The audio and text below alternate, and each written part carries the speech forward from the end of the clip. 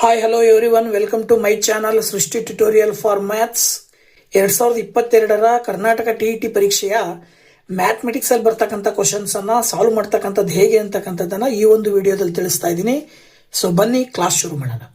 So ಹಿಂದಿನ ವಿಡಿಯೋದಲ್ಲಿ 105 ತನಕ ಸಾಲ್ವ್ ಮಾಡಿದ್ದೀನಿ. ಸೊ ಅದರ ಮುಂದಿನ ಕ್ವಶನ್ ಹೇಗಿದೆ ಅಂತಕ್ಕಂಥದ್ದನ್ನ ನೋಡೋಣ ಬನ್ನಿ ಇಲ್ಲಿ. ಸೊ ನೋಡಿ ಇಲ್ಲಿ 106ನೇ ಕ್ವಶನ್ ಹೇಳುತ್ತೆ, ಒಂದು ನಕಾಶೆಯಲ್ಲಿ 2 ನಗರಗಳು 4 ಸೆಂಟಿಮೀಟರ್ ದೂರದಲ್ಲಿವೆ. ವಾಸ್ತವವಾಗಿ ಆ 2 ನಗರಗಳ ನಡುವಿನ ದೂರ 1200 ಕಿಲೋಮೀಟರ್ಗಳಾದರೆ ಆ ನಕಾಶೆಯ ದೂರ ಪ್ರಮಾಣ ಸೂಚಕ ಅಂತ ಕೇಳಿದ್ದಾರೆ ಅವರು. ನೋಡಿ ಇಲ್ಲಿ ಕೊಟ್ಟಿರುವ ಕ್ವಶನ್ ನಲ್ಲಿ ಏನ್ ಮಾಡಿದ್ದಾರೆ ಅಂದ್ರೆ 4 ಸೆಂಟಿಮೀಟರ್ ಇರುವಂತಹ ದೂರದ ಒಂದು ನಕಾಶೆಯಲ್ಲಿ ಆ ನಗರಗಳನ್ನ ಬಿಡಿಸ್ಬೇಕಾದಾಗ ಅವರ 2 ನಗರಗಳ ಮಧ್ಯೆ ಆಕ್ಚುಯಲ್ ಡಿಸ್ಟೆನ್ಸ್ ಎಷ್ಟಿದೆ ಅಂದ್ರೆ 1200 ಕಿಲೋಮೀಟರ್ ಇದೆ. ಈಗ ನಾವು 1200 ಕಿಲೋಮೀಟರ್ ಅನ್ನ 4 ಸೆಂಟಿಮೀಟರ್ ನಲ್ಲಿ ಚಿತ್ರಿಸ್ತಾ ಇದೀವಿ ಅಂದಾಗ ಇವೆರಡನ್ನ ಅಬ್ಸರ್ವ್ ಮಾಡಿದ್ರೆ ಒಂದು ಸೆಂಟಿಮೀಟರ್ ಇದೆ, ಇನ್ನೊಂದು ಕಿಲೋಮೀಟರ್ ಇದೆ. ಹಾಗಾಗಿ ನಾವು 2 ಮಾನಗಳನ್ನ ಸಮ ಮಾಡ್ಕೊಂಡಾಗ 4 ಸೆಂಟಿಮೀಟರ್ ಇದ್ದಿದ್ದು 1200 ಕಿಲೋಮೀಟರ್ ಅನ್ನ ಸೆಂಟಿಮೀಟರ್ ಕನ್ವರ್ಟ್ ಮಾಡ್ಕೋಬೇಕು ಅಂದ್ರೆ 1000 ಮತ್ತೆ 100ರಿಂದ ಗುಣಾಕಾರ ಮಾಡಬೇಕು. ಹೇಗೆ? 1200 ಕಿಲೋಮೀಟರ್ನ 1000ದಿಂದ ಗುಣಿಸಿದ್ರೆ ಮೀಟರಿಗೆ ಕನ್ವರ್ಟ್ ಆಯ್ತು.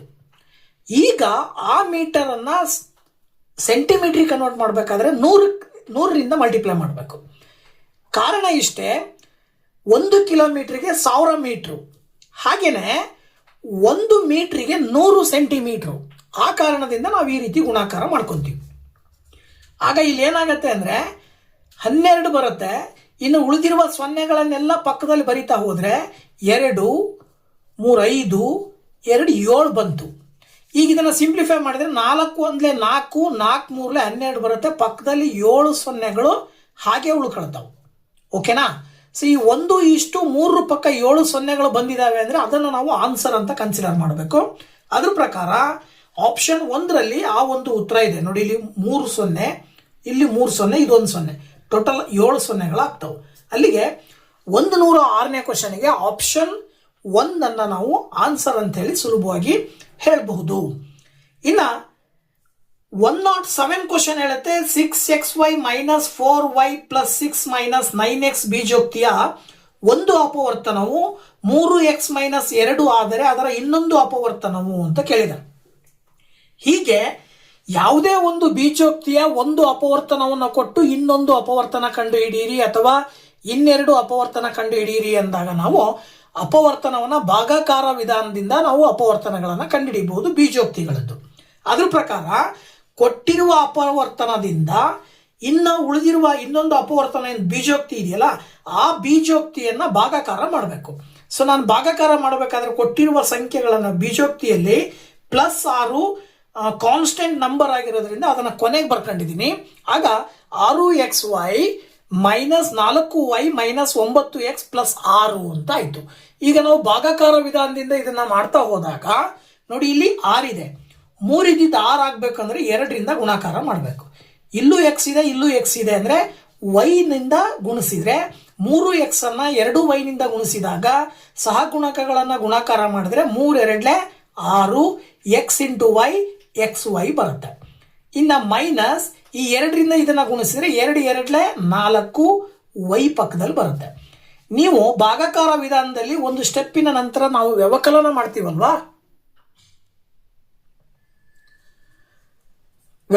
ಮಾಡ್ತೀವಲ್ವಾ, ಹಾಗೆ ವ್ಯವಕಲನ ಮಾಡಿದಾಗ ಇಲ್ಲಿ ಏನಾಗುತ್ತೆ, ಚಿಹ್ನೆಗಳೆಲ್ಲವೂ ಕೂಡ ಚೇಂಜ್ ಆಗ್ತವೆ. ಇದು ಪ್ಲಸ್ ಇರೋದು ಮೈನಸ್ ಆಗುತ್ತೆ, ಮೈನಸ್ ಇರೋದು ಪ್ಲಸ್ ಆಗುತ್ತೆ. 6x 4y ಕ್ಯಾನ್ಸಲ್ ಆಯ್ತು. ಈಗ ನಿಮಗೆ ಇಲ್ಲಿ ಉಳಿದಿರೋದು -9x + 6. ಇಲ್ಲಿ ಮೇಲ್ಗಡೆ ಏನು ಪ್ರೊಸೀಜರ್ನ ಮಾಡಿದ್ವಿ ಅದೇ ಪ್ರೊಸೀಜರ್ನ ಮುಂದುವರಿಸಿದ್ರೆ 3 ಇದೆಯಲ್ಲ, ಇದು 9 ಆಗ್ಬೇಕು ಅಂದ್ರೆ ಏನ್ ಮಾಡ್ಬೇಕು ನಾವು, -3ರಿಂದ ಗುಣಾಕಾರ ಮಾಡಬೇಕು. -3 × 3 ಮಾಡಿದ್ರೆ -9 ಬರುತ್ತೆ, ಪಕ್ಕದಲ್ಲಿ x ಬರಿತೀವಿ. ಮೈನಸ್ ಇಂಟು ಮೈನಸ್ ಮಾಡಿದ್ರೆ ಪ್ಲಸ್ ಆಗುತ್ತೆ, 2 3 6 ಬರುತ್ತೆ. ಓಕೆನಾ? ಅಲ್ಲಿಗೆ ಇಲ್ಲೂ ಕೂಡ ವ್ಯವಕಲನ ಮಾಡಿದಾಗ ಚಿಹ್ನೆಗಳು ಚೇಂಜ್ ಆಗ್ತವೆ. ಚಿಹ್ನೆಗಳು ಚೇಂಜ್ ಆದ್ಮೇಲೆ ಕೊನೆಗೆ ಶೇಷ 0 ಬರುತ್ತೆ. ಶೇಷ 0 ಯಾವಾಗ ಬಂದಿದೆಯೋ ಆಗ ಇಲ್ಲಿ ಮೇಲ್ಗಡೆ ಬಂದಂತ ಭಾಗಲಬ್ಧವನ್ನ ನಾವೇನಂತ ಕರಿತೀವಿ, ಈ ಬೀಜೋಕ್ತಿಯ ಇನ್ನೊಂದು ಅಪವರ್ತನ ಅಂತ ಹೇಳ್ತೀವಿ. ಅದ್ರ ಪ್ರಕಾರ ಈ ಬೀಜೋಕ್ತಿಯ ಇನ್ನೊಂದು ಅಪವರ್ತನ 2y-3 ಬಂದಿದೆ. ಹಾಗಾಗಿ 2y-3 ಆಪ್ಷನ್ 3ರಲ್ಲಿ ಇರೋದ್ರಿಂದ ಆಪ್ಷನ್ 3 ನಾವು ಸರಿಯಾದ ಉತ್ತರ ಅಂತೇಳಿ ಆಯ್ಕೆ ಮಾಡಬೇಕಾಗತ್ತೆ. ಇನ್ನು 108ನೇ ಕ್ವಶನ್ ಏನ್ ಹೇಳ್ತಾ ಇದೆ, ಎ ಆಫ್ 4, -3 ಮತ್ತು ಬಿ ಆಫ್ -2, 3 ಬಿಂದುಗಳ ನಡುವಿನ ದೂರ ಅಂತ ಕೇಳಿದ್ದಾರೆ. ಸೊ ಈ ದೂರವನ್ನು ಕಂಡುಹಿಡಿಬೇಕಾದಾಗ ಕೊಟ್ಟಿರುವ ಬಿಂದುಗಳನ್ನ x1 y1 x2 y2 ಅಂತ ತಗೊಂಡು ಡಿಸ್ಟೆನ್ಸ್ ಅಂದ್ರೆ ಬಿಂದುಗಳ ನಡುವಿನ ದೂರವನ್ನು ಕಂಡುಹಿಡಿಯಲಿಕ್ಕೆ ಕೋಆರ್ಡಿನೇಟ್ ಜಾಮೆಟ್ರಿನಲ್ಲಿ ಒಂದು ಸೂತ್ರ ಬರುತ್ತೆ. AB √(x2 - x1) + y2 - y1 2 ಅಂತ ಹೇಳಿ. ಅದ್ರ ಪ್ರಕಾರ √, ನೋಡಿ ಇಲ್ಲಿ x2 ಅಂತ ಹೇಳಿದ್ರೆ ಏನಿದೆ -2, -x1 ಅಂದ್ರೆ ಏನಿದೆ 4 2 ಪ್ಲಸ್ y2 ಅಂತ ಹೇಳಿದ್ರೆ ಏನಿದೆ 3 ಇದೆ, -y1 ಅಂತ ಹೇಳಿದ್ರೆ -3 ಇದೆ. ಈಗ ಸುಲಭವಾಗಿ ನಾವು ಇದನ್ನ ಸುಲಭ ರೂಪಕ್ಕೆ ತರಬೇಕು ಅಂತ ಹೇಳಿದ್ರೆ -2 ಚಿಹ್ನೆ ಮೈನಸ್ ಇರೋದ್ರಿಂದ 2ಕ್ಕೆ 4 ಕೂಡಿ -6 ಅಂತ ಬರ್ಕೊಳ್ತೀವಲ್ವಾ. ಹಾಗೇನೆ ಇಲ್ಲಿ ಮೈನಸ್ ಇಂಟು ಮೈನಸ್ ಪ್ಲಸ್ ಆಗೋದ್ರಿಂದ 3ಕ್ಕೆ 3 ಕೂಡಿದ್ರೆ 9 ಬರುತ್ತೆ. 9 ನಾವು 3ಕ್ಕೆ 3 ಕೂಡಿದ್ರೆ 6 ಬರುತ್ತೆ. 6 ಸ್ಕ್ವೇರ್ ಅಂತ ಬರ್ಕಂತೀವಿ. ಈಗ ಇಲ್ಲಿ ನೋಡಿ 6 ಸ್ಕ್ವೇರ್ ಮಾಡಿದ್ರೆ -6 ಇಂಟು -6 ಮಾಡಿದ್ರೆ 36 ಬರುತ್ತೆ. ಹಾಗೆ ಇಲ್ಲಿ 6 ಇಂಟು 6 ಮಾಡಿದ್ರೆ 36 ಬರುತ್ತೆ. ಇದಾದ ನಂತರ 36ಕ್ಕೆ 36 ಕೂಡಿದ್ರೆ 72 ಬರುತ್ತೆ. ನಾವು ಈ 72 ಸ್ಪ್ಲಿಟ್ ಮಾಡಿ ಬರಿಬಹುದು, 2 ಸಂಖ್ಯೆಗಳ ರೂಪದಲ್ಲಿ ಗುಣಾಕಾರ ಮಾಡಿ ಬರಿತೀವಿ. ನೀವು ತಗೊಳ್ಳುವ 2 ಸಂಖ್ಯೆನಲ್ಲಿ ಒಂದು ಸಂಖ್ಯೆ ಏನಾಗಿರಬೇಕು, ಸಂಪೂರ್ಣ ವರ್ಗ ಆಗಿರ್ಬೇಕು. ಸೊ ಪೂರ್ಣ ವರ್ಗ ಆಗಿರೋ ರೀತಿಯಲ್ಲಿ ಒಂದು ಸಂಖ್ಯೆಯನ್ನು ತಗೊಳ್ಳೋದಾದ್ರೆ ನೋಡಿ ನಾವು 36 ಇಂಟು 2 ಅಂತ ಬರ್ಕೊಳ್ಬಹುದು. ಸೊ ಈ ಪೂರ್ಣ ವರ್ಗವನ್ನು ನಾವು ಸ್ಕ್ವೇರ್ ರೂಟಿಂದ ಹೊರಗಡೆ ತಗೊಂಡು ಬಂದಾಗ 2 ಆಗುತ್ತೆ, ರೂಟ್ನ ಒಳಗಡೆ 2 ಮಾತ್ರ ಉಳ್ಕೊಳ್ಳುತ್ತೆ. ಅಂದ್ರೆ 6√2 ಮಾನಗಳು ಅಂತೇಳಿ ನಾವು ಹೇಳ್ಬೋದು. ಹಾಗಾಗಿ ಆಪ್ಷನ್ 2 ನಾವು ಆಯ್ಕೆ ಮಾಡಬೇಕಾಗತ್ತೆ ಸರಿಯಾದ ಉತ್ತರ ಅಂತೇಳಿ. ನೆಕ್ಸ್ಟ್ 109ನೇ ಕ್ವಶನ್ ಹೇಳುತ್ತೆ 2√2 ಇಂಟು 32 ಡಿವೈಡೆಡ್ ಬೈ 2√3 ಇಂಟು 3 ಅಂತಿದೆ. ಅಂದ್ರೆ ಇಲ್ಲಿ ಇದರ ಬೆಲೆಯನ್ನ ಕಂಡುಹಿಡಿಬೇಕು ಅಂತ ಹೇಳಿದ್ರೆ ನಾವು ಎಕ್ಸ್ಪೋನೆನ್ಷಿಯಲ್ ಲಾಸ್ ಅಂತ ಬರ್ತವೆ, ಘಾತಾಂಕಗಳ ನಿಯಮಗಳನ್ನ ನಾವಿಲ್ಲಿ ನೆನ್ಪಿಟ್ಕೊಳ್ಬೇಕು. ಸೊ ಇಲ್ಲಿ ಇದನ್ನ 2√2 ಇಂಟು 32 ಡಿವೈಡೆಡ್ ಬೈ 2√3 ಇಂಟು 3 ಅಂತಿದೆಯಲ್ವಾ. ನೋಡಿ ಇಲ್ಲಿ ಏನ್ ಮಾಡ್ಬೋದು ಅಂದ್ರೆ 2√2 ಇಂಟು 32 ಘಾತಾಂಕ ರೂಪದಲ್ಲಿ ಬರೆಯೋದಾದ್ರೆ 2√5 ಅಂತ ಬರಿತೀವಿ ನಾವು. ಇಲ್ಲಿ 2⁻³ ಹೋಲ್ ⁻³ ಇದೆಯಲ್ವಾ, ಈ ಒಂದು ನಿಯಮದ ಪ್ರಕಾರ ಘಾತಾಂಕದ ನಿಯಮದ ಪ್ರಕಾರ ಬರ್ಕೊಂಡ್ರೆ 2√3 ಇಂಟು 3 ಅಂತ ಬರಿಬಹುದು. ಅಲ್ಲಿಗೆ ಇಲ್ಲಿ ಮೇಲ್ಗಡೆ ಇರೋದನ್ನ a⁻m ಇಂಟು a⁻n ಇದ್ರೆ a⁻m+n ಅಂತ ಹೇಳ್ತೀವಿ. ಅದ್ರ ಪ್ರಕಾರ ಏನಾಗುತ್ತೆ, ಅದು 2√2 + 5 ಡಿವೈಡೆಡ್ ಬೈ 2√3 ಇಂಟು 3 ಮಾಡಿದ್ರೆ 9 ಬರುತ್ತೆ. ನೆಕ್ಸ್ಟ್ 2ಕ್ಕೆ 5 ಕೂಡಿದ್ರೆ 2√7 ಬರುತ್ತೆ, ಕೆಳಗಡೆ 2√9 ಬರುತ್ತೆ. ಇನ್ನೊಂದು ನಿಯಮ ಹೇಳುತ್ತೆ a⁻m ಡಿವೈಡೆಡ್ ಬೈ a⁻n ಅಂತಿದ್ರೆ a⁻m-n ಅಂತ ತಗೊಂತೀವಿ. ಅದ್ರ ಪ್ರಕಾರ ಬರ್ಕೊಂಡ್ರೆ ಇದನ್ನ ಏನಂತ ಬರಿಬಹುದು, 2√7 - 9 ಅಂತೇಳಿ. 2√7 - 9 ಅಂದ್ರೆ 2√-2 ಬರುತ್ತೆ. ಈ 2√-2 ಇಲ್ಲಿ ಮೈನಸ್ ಇರೋದ್ರಿಂದ ಅದರ ರೆಸಿಪ್ರೋಕಲ್ ರೂಪದಲ್ಲಿ ನಾವು 2√2 1/2² ಅಂತ ಬರಿತೀವಿ. ಇದನ್ನ ಸಿಂಪ್ಲಿಫೈ ಮಾಡಿದಾಗ 1 ಡಿವೈಡೆಡ್ ಬೈ 2√2 ಅಂದ್ರೆ 4 ಬರುತ್ತೆ. 4ನೇ 1 ಅಂತಕ್ಕಂಥದ್ದು ಈ ಒಂದು ಪ್ರಶ್ನೆಗೆ ಆನ್ಸರ್ ಆಗಿರುತ್ತೆ. ಸೊ ಆಪ್ಷನ್ 3ರಲ್ಲಿ ಆ ಒಂದು ಉತ್ತರ ಇದೆ, that is the right answer ಅಂತ ಹೇಳಿ ನಾವು ಹೇಳಬಹುದು. ನೆಕ್ಸ್ಟ್ 110th ಕ್ವಶನ್ ಹೇಳುತ್ತೆ ಕೊಟ್ಟಿರುವ ಚಿತ್ರದಲ್ಲಿ ಓ ವೃತ್ತದ ಕೇಂದ್ರ ಕೋನ POQ = 110 ಡಿಗ್ರಿ ಆದರೆ ಕೋನ PCQ ನ ಅಳತೆ ಅಂತ ಕೇಳಿದ್ದಾರೆ. ನೋಡಿ ಇದು ತುಂಬಾ ಸುಲಭ. POQ ನ ಅಳತೆಯನ್ನು ಕೊಟ್ಟಿದ್ದಾರೆ, PCQ ನ ಅಳತೆಯನ್ನು ಕಂಡುಹಿಡಿಬೇಕು. ಇಲ್ಲಿ ಫಾರ್ಮೇಶನ್ ಆಗಿರೋದು ವೃತ್ತದ ಕೇಂದ್ರದಲ್ಲಿ ರಚನೆಯಾದಂತ ಕೋನ. ಈ ವೃತ್ತದ ಕೇಂದ್ರದಲ್ಲಿ ರಚನೆಯಾದ ಕೋನಕ್ಕೂ ಮತ್ತೆ ವೃತ್ತದ ಪರಿಧಿಯ ಮೇಲೆ ಒಂದು ಪಾಯಿಂಟ್ ಹಾಕಿ ಆ ಪಾಯಿಂಟ್ ಇಂದ ಲೈನ್ ಅನ್ನು ಎಳೆದಾಗ, ಅಂದ್ರೆ ತ್ರಿಜ್ಯದ ಕೊನೆಯ ಭಾಗದಿಂದ ಲೈನ್ ಅನ್ನು ಹಾಕಿದಾಗ ಫಾರ್ಮೇಶನ್ ಆಗುವ ಕೋನಕ್ಕೂ ಒಂದು ಸಂಬಂಧ ಇದೆ. ಏನಪ್ಪ ಸಂಬಂಧ ಅಂದರೆ ಕೇಂದ್ರದಲ್ಲಿ ರಚನೆಯಾಗುವ ಕೋನದ ಅರ್ಧದಷ್ಟಿರುತ್ತೆ ಪರಿಧಿಯಲ್ಲಿ ರಚನೆಯಾದ ಕೋನ ಅಂತ. ಅಂದರೆ 160 ಡಿಗ್ರಿ ಇಲ್ಲಿದೆ ಅಂದರೆ ಇದರ ಅರ್ಧದಷ್ಟು ಅಂದರೆ ಎಷ್ಟಿರುತ್ತೆ? ಇದು 55 ಡಿಗ್ರಿ ಇರುತ್ತೆ. ಹಾಗಾಗಿ 55 ಡಿಗ್ರಿ ಅಂತಕ್ಕಂಥದ್ದು ಆಪ್ಷನ್ 4ರಲ್ಲಿದೆ. That is the right answer ಅಂತ ಹೇಳಿ ನಾವು ಹೇಳಬಹುದು. ಇನ್ನ 112ನೇ ಕ್ವಶನ್ ಏನ್ ಹೇಳುತ್ತಪ್ಪ ಅಂದ್ರೆ ವರ್ಗ ಸಮೀಕರಣ ax² + bx + c = 0 ಇಲ್ಲಿ a is not equal to 0 ಇದರ ಶೋಧಕವು ಅಂತ ಇದೆ.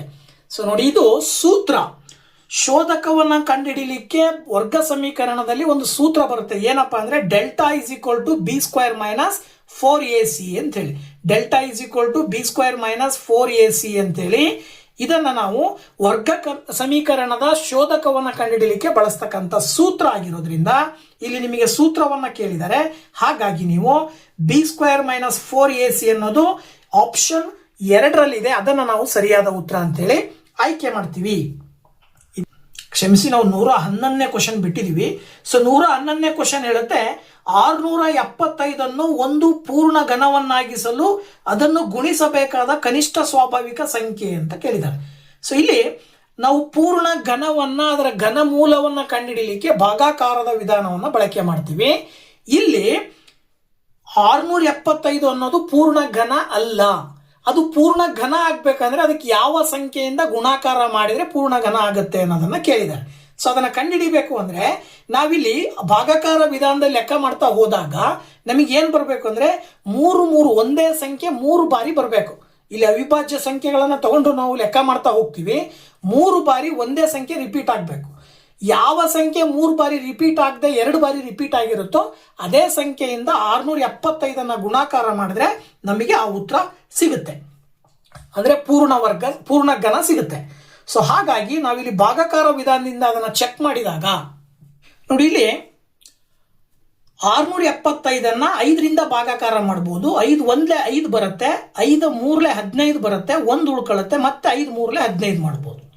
ನೆಕ್ಸ್ಟ್ ಇದನ್ನ 5ರಿಂದ ಮತ್ತೆ ಮಾಡಿದ್ರೆ 5 2 10, ನೆಕ್ಸ್ಟ್ 5 7 35 ಬರುತ್ತೆ.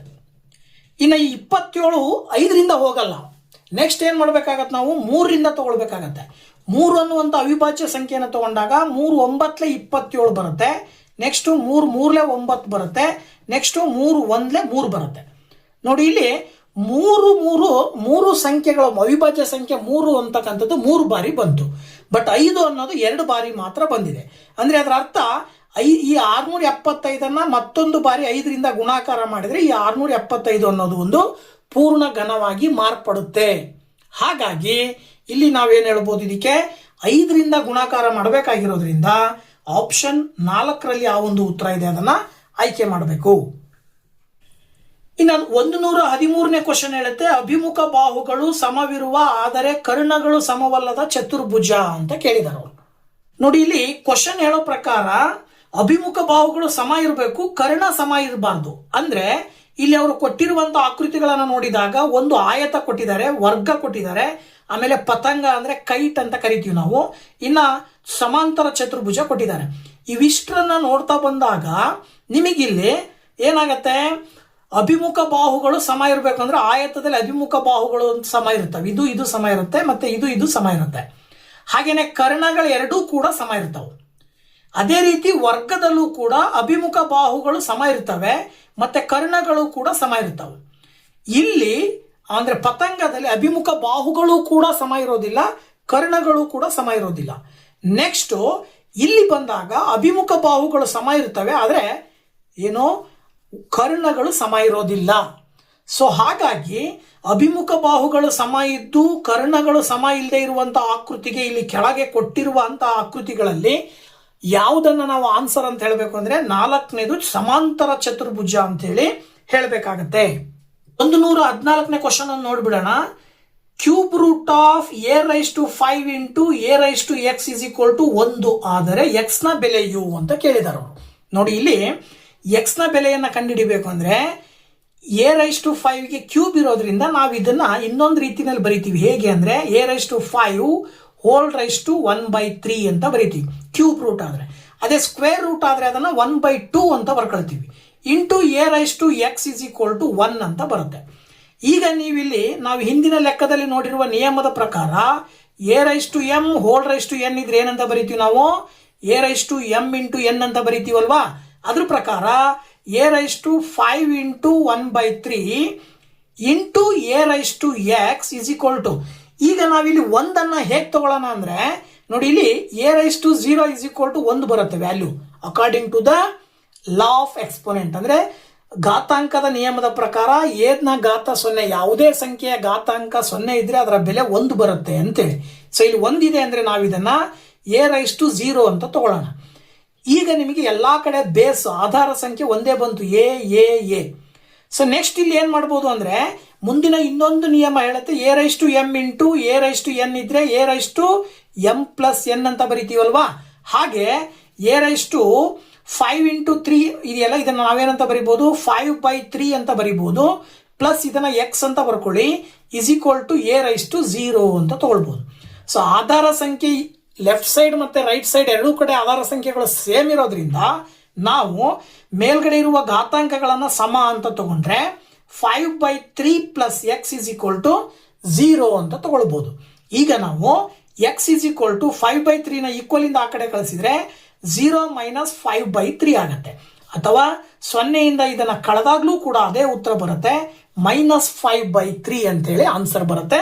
ಹಾಗಾಗಿ ಇಲ್ಲಿ -5/3 ಆಪ್ಷನ್ 2ರಲ್ಲಿದೆ, that is the right answer ಅಂತ ಹೇಳ್ಬಿಟ್ಟು ನಾವು ಹೇಳಬಹುದು. ಸೊ ನೆಕ್ಸ್ಟ್ 115ನೇ ಕ್ವಶನ್ ಏನ್ ಹೇಳುತ್ತೆ, 7 ಸೆಂಟಿಮೀಟರ್ ಎತ್ತರವಿರುವ ನೇರ ಪಾದ ಸಿಲಿಂಡರ್ನ ಪಾರ್ಶ್ವ ಮೇಲ್ಮೈ ವಿಸ್ತೀರ್ಣ 220 ಸ್ಕ್ವೇರ್ ಸೆಂಟಿಮೀಟರ್. ಈ ಸಿಲಿಂಡರಿನ ಪಾದದ ವ್ಯಾಸವು ಅಂತ ಕೇಳಿದ್ದಾರೆ. ಪೈನ ಬೆಲೆಯನ್ನ 722 ಅಂತ ತಗೊಳ್ರಿ. ಸೊ ನೋಡಿ ಇಲ್ಲಿ ಏನ್ ಹೇಳ್ಬೋದು, ಒಂದು ಸಿಲಿಂಡರಿನ ಪಾರ್ಶ್ವ ಮೇಲ್ಮೈ ವಿಸ್ತೀರ್ಣ ಕೊಟ್ಟಿದ್ದಾರೆ ಮತ್ತೆ ಅದರ ಎತ್ತರ ಕೊಟ್ಟಿದ್ದಾರೆ. ನೀವು ಅದರ ತ್ರಿಜ್ಯವನ್ನ ಕಂಡುಹಿಡ್ಕೊಂಡು ಅದರ ಆಧಾರದ ಮೇಲೆ ಅದರ ಒಂದು ಪಾದದ ವ್ಯಾಸವನ್ನ ಹೇಳಬೇಕಾಗುತ್ತೆ. ಅದ್ರ ಪ್ರಕಾರ ಸಿಲಿಂಡರಿನ ಪಾರ್ಶ್ವ ಮೇಲ್ಮೈ ವಿಸ್ತೀರ್ಣ ಇಸ್ ಈಕ್ವಲ್ ಟು ಅವ್ರು ಕೊಟ್ಟಿರುವ ಹಾಗೆ 220 ಅಂತ ತಗೊಂಡು ಅದರ ಸೂತ್ರ ಏನ್ ಬರುತ್ತೆ, 2πRH ಅಂತ ಬರುತ್ತೆ. ಸೊ ಇಲ್ಲಿ ಆ ವ್ಯಾಲ್ಯೂಸ್ ಅನ್ನು ಸಬ್ಸ್ಟಿಟ್ಯೂಟ್ ಮಾಡ್ಬೇಕಷ್ಟೇ. 2 ಇಂಟು ಪೈನ ಬೆಲೆ ಕೊಟ್ಟಿದ್ದಾರೆ 22/7 ಇಂಟು ರೇಡಿಯಸ್ ನಾವು ಕಂಡುಹಿಡಿಬೇಕು. ಹಾಗೇನೆ ಹೈಟ್ ಅಂದ್ರೆ ಎತ್ತರವನ್ನ ಕೊಟ್ಟಿದ್ದಾರೆ, ಅದು ಎತ್ತರ 7 ಸೆಂಟಿಮೀಟರ್ ಇಸ್ ಈಕ್ವಲ್ ಟು 220. ನೋಡಿ ಇಲ್ಲಿ 7 ಕ್ಯಾನ್ಸಲ್ ಆಗುತ್ತೆ. 2ನ್ನ 22ರಿಂದ ಗುಣಾಕಾರ ಮಾಡಿದ್ರೆ 44 into r is equal to 220 ಬರುತ್ತೆ. ಈಗ ನೀವೇನ್ ಮಾಡಬಹುದು, r is equal to 220 divided by 44 ಅಂತ ತಗೊಳ್ಬಹುದು. ಸೊ ನೋಡಿ ಇಲ್ಲಿ 11 4 44 ಬರುತ್ತೆ, 11 2 22 ಬರುತ್ತೆ. ಸೊ 4ರಿಂದ ಬಾಕ್ಸ್ ಇದ್ರೆ 4 5 20 ಬರುತ್ತೆ. ಅಲ್ಲಿಗೆ ತ್ರಿಜ್ಯ ನಿಮಗೆ ಏನ್ ಬಂತು, 5 ಸೆಂಟಿಮೀಟರ್ ಬಂತು. ಸೊ ನಮಗೆ ವ್ಯಾಸ ಕೇಳಿರೋದ್ರಿಂದ ವ್ಯಾಸ ಬೇಕು ಅಂದ್ರೆ ವ್ಯಾಸ ಅಂತಕ್ಕಂಥದ್ದನ್ನ ನಾವು ಡಯಾಮೀಟರ್ ಅಂತ ಕರಿತೀವಿ. ಅದು ಎಷ್ಟಿರುತ್ತೆ ಅಂದ್ರೆ ತ್ರಿಜ್ಯದ 2ರಷ್ಟು ಇರುತ್ತೆ. ಸೊ ತ್ರಿಜ್ಯದ 2ರಷ್ಟು ಅಂದಾಗ D is equal to 2r ಅಂತ ಹೇಳಿದ್ರೆ 2 ಇಂಟು 5 ಮಾಡಿದ್ರೆ 10 ಬರುತ್ತೆ. ಹಾಗಾಗಿ 10 ಸೆಂಟಿಮೀಟರ್ ಅಂತಕ್ಕಂಥದ್ದು ಏನಿದೆಯಲ್ಲ 115ರಲ್ಲಿ ಆಪ್ಷನ್ 1 ನಾವು ಆಯ್ಕೆ ಮಾಡಬೇಕಾಗತ್ತೆ. ನೆಕ್ಸ್ಟ್ 116ನೇ ಕ್ವಶನ್, 3ನೇ 2 7ನೇ 3 ಮತ್ತು 3ನೇ 1 ಇವುಗಳ ಮೊತ್ತ ಅಂತ ಕೇಳಿದ್ದಾರೆ ಅವರು. ಸೊ ಮೊತ್ತ ಕಂಡುಹಿಡಿಯೋದು, ಭಿನ್ನ ರಾಶಿಗಳ ಮೊತ್ತವನ್ನ ಕಂಡುಹಿಡಿಬೇಕಾದಾಗ ಛೇದಗಳು ಸಮ ಇಲ್ಲದೆ ಇದ್ದಾಗ ಛೇದವನ್ನ ಸಮ ಮಾಡ್ಕೊಳ್ಳಿಕ್ಕೋಸ್ಕರ ನಾವು ಏನ್ ಮಾಡ್ತೀವಿ, ಛೇದಗಳ ಲಾಸ ತಗೊಳ್ತೀವಿ. ಹಾಗೆ ಇಲ್ಲೂ ಕೂಡ ಲಾಸ ತಗೊಂಡ್ರೆ ಆಯ್ತು. ಸೊ 3 7 ಮತ್ತೆ 3ರ ಲಾಸ ಏನ್ ಬರುತ್ತೆ, 21 ಬರುತ್ತೆ. ಸೊ 3 ಇದ್ದಿದ್ದು 21 ಆಗ್ಬೇಕಂದ್ರೆ 7ರಿಂದ ಗುಣಾಕಾರ ಮಾಡಬೇಕಾಗತ್ತೆ. ಹಾಗಾಗಿ ಮೇಲ್ಗಡೆ ಇರುವ ಅಂಶವನ್ನು ಕೂಡ 7ರಿಂದ ಗುಣಾಕಾರ ಮಾಡಿದ್ರೆ 14 ಬರುತ್ತೆ. ಇಲ್ಲಿ 7 ಇದೆ, 21 ಆಗ್ಬೇಕಂದ್ರೆ 3ರಿಂದ ಗುಣಾಕಾರ ಮಾಡಿದ್ರೆ 21 ಬರುತ್ತೆ ಅಂದಾಗ ಮೇಲ್ಗಡೆ ಅಂಶವನ್ನು ಕೂಡ 3ರಿಂದ ಗುಣಿಸ್ತೀರಾ, 9 ಬರುತ್ತೆ. ಸೊ 3 ಇದ್ದಿದ್ದು 21 ಆಗ್ಬೇಕಂದ್ರೆ ಈ ಛೇದವನ್ನ 7ರಿಂದ ಗುಣಾಕಾರ ಮಾಡಿದ್ರೆ 21 ಬರುತ್ತೆ. ಹಾಗಿದ್ಮೇಲೆ ಮೇಲ್ಗಡೆಯ ಅಂಶವನ್ನು ಕೂಡ 7ರಿಂದ ಗುಣಾಕಾರ ಮಾಡಿದ್ರೆ ಇಲ್ಲಿ ನಾವೇನ್ ಮಾಡಬಹುದು, ಮೇಲ್ಗಡೆ ಇರುವ ಅಂಶಗಳೆಲ್ಲವನ್ನು ಕೂಡ ಕೂಡಿದಾಗ 14ಕ್ಕೆ 9 ಕೂಡಿದ್ರೆ 23 ಬರುತ್ತೆ, 23ಕ್ಕೆ 7 ಕೂಡಿದ್ರೆ 30 ಬರುತ್ತೆ, ಡಿವೈಡೆಡ್ ಬೈ 21. ಇನ್ನ ಇದನ್ನ ನಾವು ಇನ್ನೂ ಸುಲಭ ರೂಪಕ್ಕೆ ತರೋದಾದ್ರೆ 3 7 21 3 10 30 ಅಂತ ಹೇಳ್ಬೋದು. ಸೊ 7ನೇ 10 ಬರ್ತಾ ಇದೆ. ನಿಮಗಿಲ್ಲಿ ಆಪ್ಷನ್ ಅಲ್ಲಿ ಕೂಡ 7ನೇ 10 ಕೊಟ್ಟಿದ್ದಾರೆ. ಆಪ್ಷನ್ 1 ನಾವು ಆಯ್ಕೆ ಮಾಡಬೇಕಾಗತ್ತೆ. ಇನ್ನೊಂದು ಕ್ವಶನ್, 117ರಲ್ಲಿ ಈ ಕೆಳಗಿನವುಗಳಲ್ಲಿ ಎಕ್ಸ್ ಅಕ್ಷದ ಮೇಲಿನ ಬಿಂದುವು ಅಂತಿದೆ. ಸೊ ಇಲ್ಲಿ ಎಕ್ಸ್ ಅಕ್ಷದ ಮೇಲಿನ ಈ ಬಿಂದುಗಳಲ್ಲಿ ಯಾವ್ದು ಬರುತ್ತೆ ಅನ್ನೋದನ್ನ ಕೇಳಿದ್ದಾರೆ. ಸೊ ನಮಗೆ ಗೊತ್ತಿರಬೇಕು, ಕಾರ್ಟೇಶಿಯನ್ ಸಿಸ್ಟಮ್ ನ ಪ್ರಕಾರ ಇದನ್ನ ಎಕ್ಸ್ ಆಕ್ಸಿಸ್ ಅಂದ್ರೆ ಹಾರಿಜಾಂಟಲ್ ಲೈನ್ ಅನ್ನ ಎಕ್ಸ್ ಆಕ್ಸಿಸ್ ಅಂತ ಕರಿತೀವಿ, ವರ್ಟಿಕಲ್ ಲೈನ್ ಅನ್ನ ವೈ ಆಕ್ಸಿಸ್ ಅಂತ ಕರಿತೀವಿ.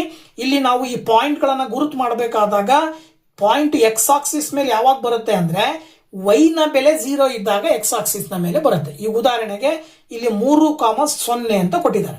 ಸೊ 3,0 ಅಂದ್ರೆ ಎಕ್ಸ್ ಆಕ್ಸಿಸ್ ಅಲ್ಲಿ 3, ವೈ ಆಕ್ಸಿಸ್ ಅಲ್ಲಿ 0 ಇಲ್ಲಿದೆ ಅಂದ್ರೆ ಅದರ ನೇರವಾಗಿ ಇಲ್ಲಿ ಪಾಯಿಂಟ್ ಅನ್ನ ಮಾರ್ಕ್ ಮಾಡ್ತೀವಿ ನಾವು.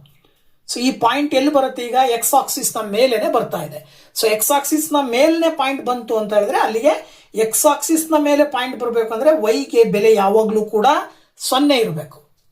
ಹಾಗಾಗಿ ನಾವು ಇಲ್ಲಿ ಏನ್ ಮಾಡಬಹುದು, 4ನೇ ಉತ್ತರವನ್ನ ಸರಿಯಾದ ಉತ್ತರ ಅಂತ ಹೇಳಿ ಆಯ್ಕೆ ಮಾಡಬೇಕಾಗತ್ತೆ. ಇಷ್ಟೊತ್ತರೆಗೂ ವಿಡಿಯೋ ನೋಡಿದ್ದಕ್ಕೆ ತುಂಬಾ ಥ್ಯಾಂಕ್ಸ್. ಇದೇ ರೀತಿ ವಿಡಿಯೋಸ್ ನೋಡ್ತಾ ಇರಿ, ಹಾಗೆ ಸಪೋರ್ಟ್ ಮಾಡಿ ಅಂತ ಹೇಳ್ತಾ thank you very much. Bye bye.